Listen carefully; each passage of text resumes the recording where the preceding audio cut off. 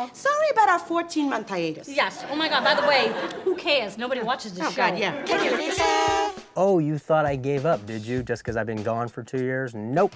Just had to get my old cannabis partner to help me. He's behind the camera for now, but that won't last forever. He doesn't know that. But he's much more charismatic than me, so we will be getting him on camera sooner than later.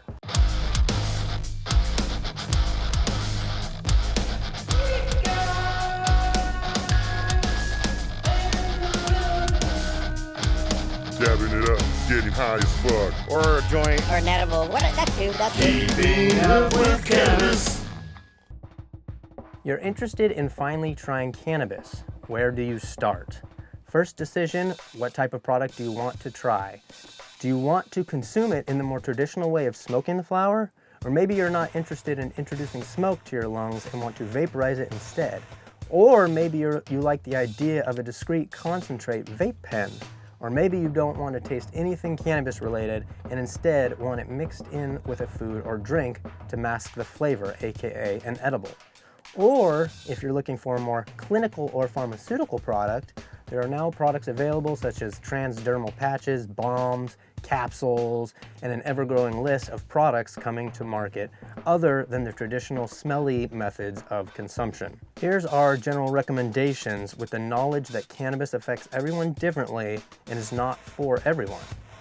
Some cannabis products will work wonders for you while others can cause a bad reaction. Just keep in mind this can be a very potent product depending on which you may go with. But if you're looking for the classic cannabis experience, your best bet is cannabis flower in one way or another, aka a joint or from a water tobacco pipe.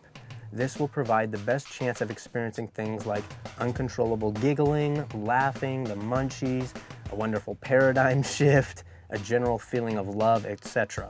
One of the properties of cannabis worth understanding before indulging in the flower form for the first time are the classifications sativa, indica, and hybrid. There's lots of info online regarding the differences between indicas and sativas, but basically it's referring to two generally distinct looking styles of plant that seem to contribute to differing effects when consuming cannabis. So indicas are known to be more sedative, more of a body high, more suitable for the evening, and certain types of pain, while sativas are more uplifting and euphoric, more of a head high, and can address different types of pain from indicas. Hybrids are some combination of sativa and indica. These descriptions aren't going to be accurate for everyone, but they did genuinely help me pick out products as a newbie and taught me exactly what I enjoy and subsequently look for nowadays. Hybrids are a good bet if you're just starting out, but it's good to verify they are close to a 50-50 split if you want balanced effects. Concentrates, such as diamonds, live resin, and sauce, should generally be left for experienced users. We've had too many people nearly pass out or fully pass out after trying dabbing for the first time. Or even if it's not their first time, we've still seen it happen. Concentrates are generally 3 times stronger than some of the strongest cannabis flower. Add to that, today's cannabis is way more potent than cannabis from the 60s and 70s. Some people can't even handle modern cannabis flower potency, let alone concentrates.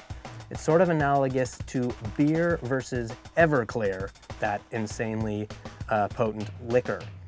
You hopefully wouldn't encourage a first-time drinker to take a shot of Everclear for similar reasons. Another consideration is that concentrates massively affect your tolerance, which can contribute to more and more use, which causes a harder crash when you come down off that higher high.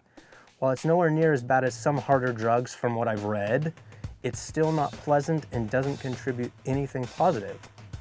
That being said, concentrates can offer an extremely pure form of cannabis that provides connoisseur-level flavors and extreme physical effects.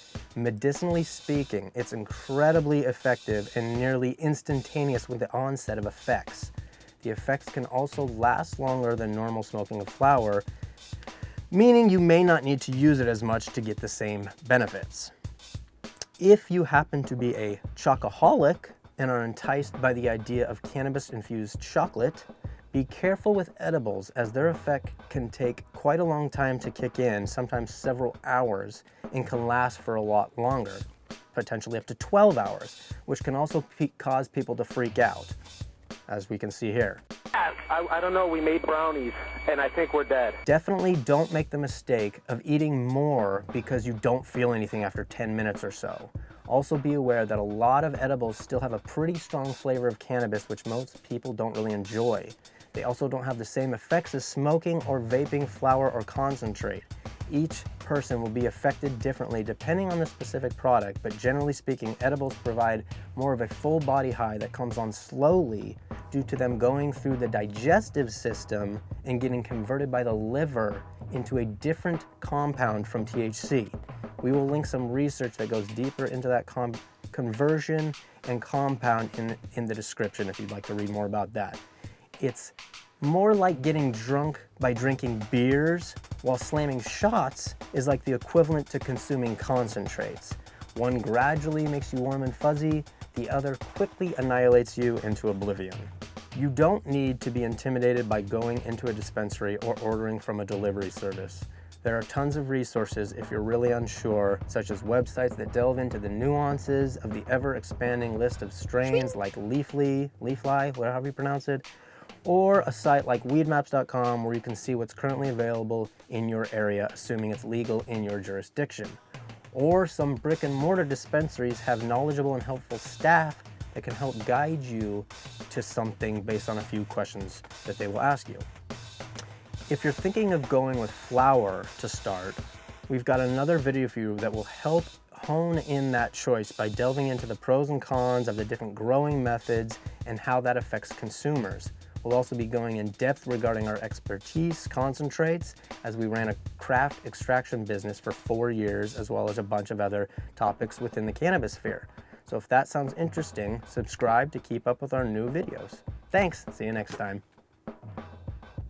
That's my theme song. Okay, how did that end up?